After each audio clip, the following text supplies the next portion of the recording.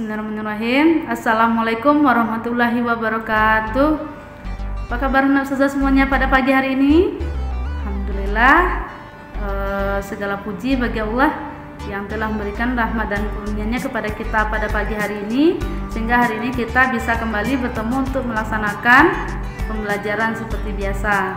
Alhamdulillah, anak Ustazah bisa juga mendengarkan dan melihat pembelajaran melalui video kita pada kali ini, dan alhamdulillah Allah memberikan kesehatan kepada kita sehingga kita banyak-banyak mengucapkan syukur kepada Allah sebagai hambanya yang beriman. Maka kita akan banyak bersyukur kepada Allah. Apabila kita bersyukur, maka Allah akan menambahkan nikmatnya kepada kita, dan apabila kita tidak bersyukur, maka kita termasuk orang-orang yang kufur.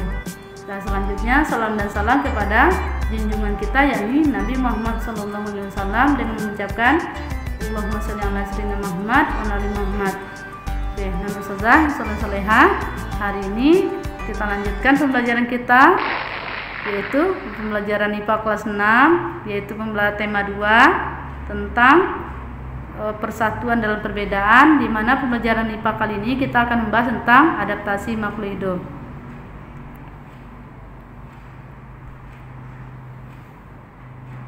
Oke, sekarang kita lihat. Nah, tadi kita sudah membahas tentang adaptasi.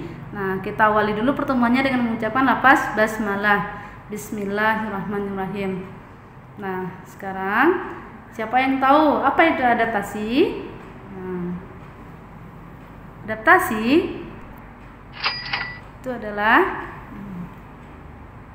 kemampuan makhluk hidup untuk menyesuaikan diri terhadap lingkungannya. Jadi adaptasi itu adalah menyesuaikan diri terhadap lingkungannya. Misal kayak kita yang biasanya belajar tatap muka langsung, bertemu di sekolah, dan kita belajar langsung di kelas. Nah, hari ini karena kondisi pandemi kita tidak bisa hadir ke sekolah, maka kita belajar secara online. Nah, pembelajaran seperti ini kita sesuaikan dengan keadaan. Nah, yang seperti itu disebut juga dengan adaptasi. Nah, bagi makhluk hidup, apa tujuannya adaptasi itu? Yaitu untuk menghindari kepunahan, atau bisa juga untuk meningkatkan kelangsungan hidupnya, atau melestarikan kelangsungan hidupnya. Nah, jadi makhluk hidup itu perlu beradaptasi.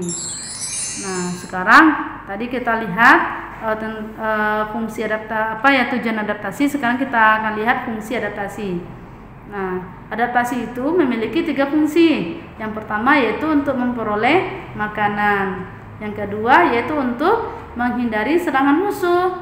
Yang ketiga adalah untuk bertahan hidup. Nah, jadi makhluk hidup itu beradaptasi supaya yang terakhir ini adalah untuk bertahan hidup. Nah, jadi makhluk hidup itu Allah ciptakan agar bisa beradaptasi untuk mempertahankan hidupnya.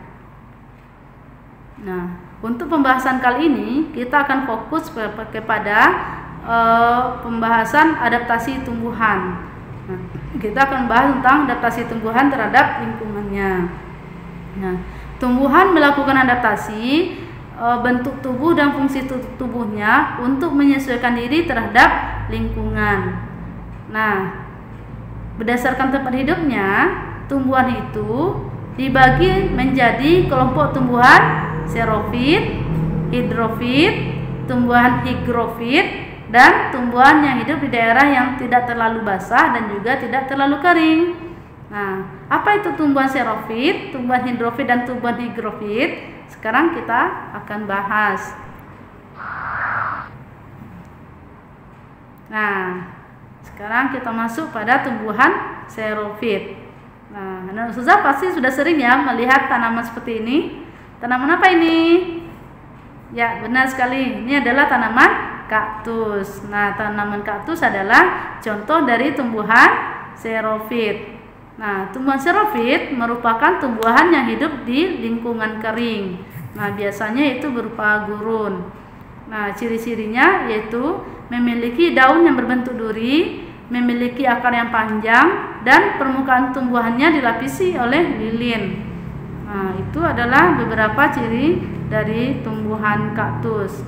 Nah, kalau sudah tanya lagi, nah kalau kita perhatikan, ini ada tumbuhan kaktus yang bentuknya bulat-bulat lonjong, ada bentuknya yang panjang. Nah, kemudian ada juga yang bulat aja ke atas ya. Nah, kira-kira menurut anak ustazah, manakah bagian yang daun? Nah, biasanya orang sering terkecoh. Ini menganggap yang bagian bulat-bulat lonjong itu sebagai daunnya. Nah, itu bukan daun anak ustazah ya, itu adalah batangnya. Nah, yang mana daunnya Zah? Daunnya yaitu yang menyerupai duri. Nah, untuk lebih jelasnya nanti kita akan bahas pada slide berikutnya. Sekarang kita lanjut dulu, yaitu dengan tumbuhan hidrofit. Nah, tumbuhan hidrofit, coba lihat gambarnya. Yuk, gambar apa itu? Antum tahu apa nama tumbuhannya? Nah, itu adalah tumbuhan teratai. Oke, tumbuhan teratai itu adalah salah satu contoh dari tumbuhan hidrofit. Nah, tumbuhan hidrofit adalah tumbuhan yang hidup di daerah yang banyak airnya. Nah, di mana kita temukan teratai ini? Pada umumnya adalah bisa di daerah kolam atau juga di rawa-rawa. Pokoknya memiliki banyak air. Ciri-cirinya yaitu memiliki daun yang tipis dan lebar. Nah, di atasnya memiliki banyak stomata. Kemudian batangnya berongga sehingga dia bisa terapung di atas air. Nah, contoh tumbuhannya selain teratai adalah ada kangkung air, ada eceng gondok, ada tumbuhan kiambang, tanaman bakau, dan mungkin beberapa tanaman yang lainnya. Nah, sekarang kita lanjutkan. Berikutnya adalah tumbuhan higrofit. Nah, pasti antum sudah tahu. Apa nama tanaman ini? Nah, ini namanya adalah paku. Nah, paku biasa kita makan ya. Nah, ada sayuran paku. Nah, tumbuhan higrofit yaitu tumbuhan yang hidup di wilayah lembab. Nah, ciri-cirinya yaitu memiliki daun yang tipis dan lebar. Nah, dia juga memiliki stomata yang banyak di atas permukaannya untuk mempercepat proses penguapan. Contohnya adalah paku dan lumut. Sekarang baru kita masuk kepada beberapa contoh tumbuhan dan cara adaptasinya. Nah, ini yang sudah kita bahas tadi, yaitu tumbuhan kaktus. Nah, kaktus pada umumnya hidup di daerah gurun. Nah, dia memiliki daun yang sudah berubah dia menjadi duri. Nah, jadi kaktus ini daunnya adalah berupa duri yang runcing. Itu tujuan seperti itu yaitu untuk memperlambat proses penguapan. Kenapa diperlambat? Karena kaktus ini hidup di daerah gurun yang sedikit airnya, sehingga gurun tersebut yang panas memiliki sedikit air. Nah, kaktus memiliki daun yang berbentuk duri itu untuk mengurangi proses penguapannya. Nah, kemudian batangnya juga tebal dan dilapisi lilin dan berair. Nah, jadi tumbuhan kaktus ini dia hidup di gurun tetapi batangnya memiliki air.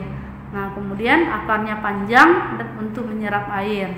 Nah, karena kalau antum tahu di gurun itu sedikit kali air, jadi kaktus ini susah ya mencari air, maka akarnya akan panjang mencari air ke berbagai tempat untuk mendapatkan sumber air. Nah, yang kedua yaitu adalah tanaman teratai tadi. Nah, teratai beradaptasi yaitu dia hidupnya di air, memiliki daun yang lebar dan tipis, dan permukaannya juga memiliki banyak stomata untuk mengurangi proses penguapan. Batangnya juga berongga, tujuannya supaya bisa terapung di atas permukaan air. Nah, yang ketiga ini dia yang susah sebut dengan eceng gondok. Nah, eceng gondok dia juga hidup di air. Nah, bedanya dengan teratai adalah eceng gondok memiliki batang yang menggembung seperti yang susah tunjuk ini, yaitu adalah bagian batang yang menggembung yang berfungsi untuk membantu eceng gondok tersebut terapung di atas permukaan air. Nah, makanya eceng gondok teratai itu adalah tumbuhan yang berongga dan memiliki udara di bagian batangnya sehingga mudah terapung di atas permukaan air. Oke, selanjutnya, apakah antum tahu dengan tumbuhan ini? Pernah lihatnya? Nah, oke, itu namanya adalah tumbuhan kantong semar. Nah, siapa yang tahu apa ciri dari kantong semar ini? Nah, kantong semar itu hidup di daerah rawa yang sedikit mengandung nitrogen. Nah, yang kantong yang terlihat ini itu merupakan daun yang sudah termodifikasi atau berubah fungsi dia menjadi kantong, di mana dalam kantong itu tersebut terdapat cairan yang berisi untuk berisi nektar ya, atau cairan yang terasa manis yang itu berfungsi untuk menangkap serangga dan menarik serangga agar masuk ke dalamnya. Nah, untuk apa serangga diambil, Zah? Nah, serangga itu diambil adalah untuk memenuhi kebutuhan nitrogen dari kantong semar tersebut. Nah, jadi kantong semar yang memakan serangga itu disebut juga dengan tumbuhan insektivora. Nah, sekarang kita lanjutkan berikutnya, yaitu adalah tanaman apa ini? Nah, sering ya kita jumpai misalnya di daerah pinggir pantai, seperti kalau kita di Kota Padang ini di daerah Bungus. Itu banyak kita temukan tanaman ini. Ini namanya adalah tanaman bakau atau mangrove. Nah, ciri-ciri dari mangrove ini bisa hidup di daerah rawa-rawa atau juga di sekitar pinggir pantai. Nah, memiliki akar napas. Nah, ini dia akar napas. Nah, akar napas itu berfungsi untuk mengambil oksigen di udara. Nah, berikutnya yang ketiga adalah ini tanaman yang sering kali kita temukan. Nah, ini adalah putri malu. Nah, apakah antum malu juga? Ya. Nah, ini namanya adalah putri malu. Nah, putri malu ini beradaptasi, yaitu dia dengan cara hidupnya di darat memiliki daun yang mampu mengatup apabila terkena sentuhan. Kalau kita sentuh daunnya nih, maka daunnya akan mengatup dan bentuknya pucat dan layu, sehingga hewan-hewan yang akan memakannya akan enggan untuk memakan karena terlihat seperti tanaman layu. Nah, kemudian seperti itulah bentuk adaptasinya. Nah, jadi akhirnya dia terhindar dari serangan atau hewan lain yang akan memakan putri malu tersebut. Nah, sekarang kita lanjutkan ya. Nah, berikutnya adalah bunga mawar. Ini dah familiar ya, sering kita lihat.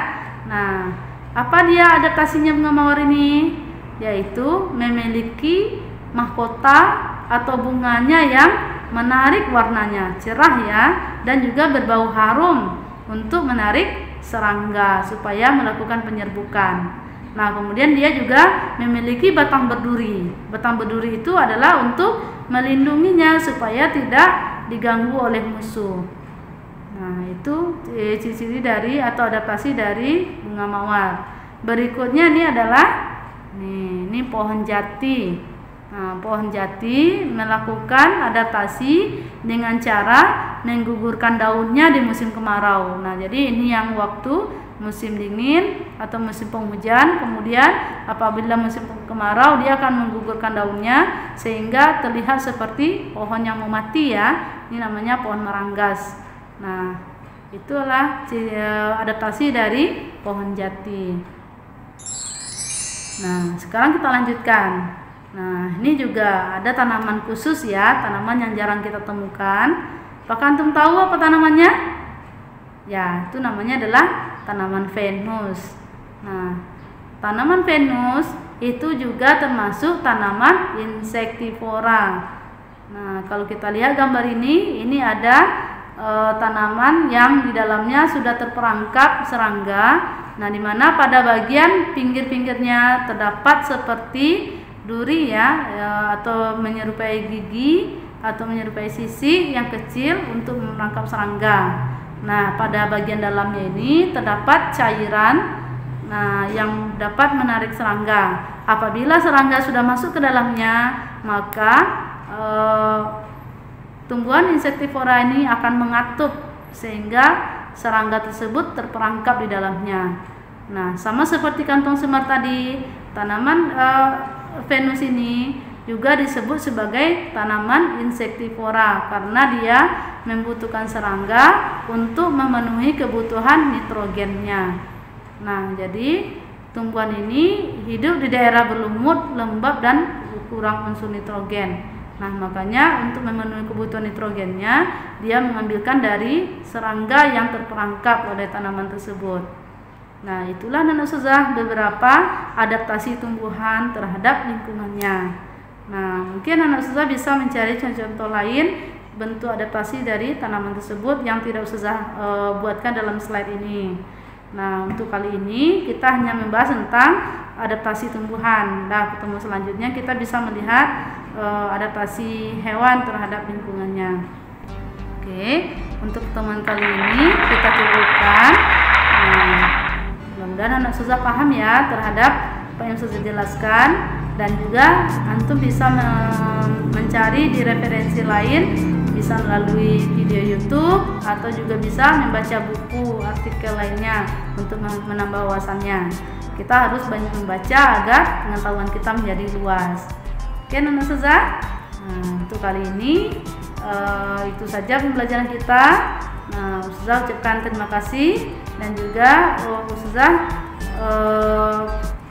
mengucapkan sama-sama kita mengucapkan lafaz hamdalah alhamdulillahirabbil, dan kita tutup dengan doa kafaratul majelis. Subhanakallahumma wa bihamdika asyhadu an la ilaha illa anta astaghfiruka wa atubu ilaik.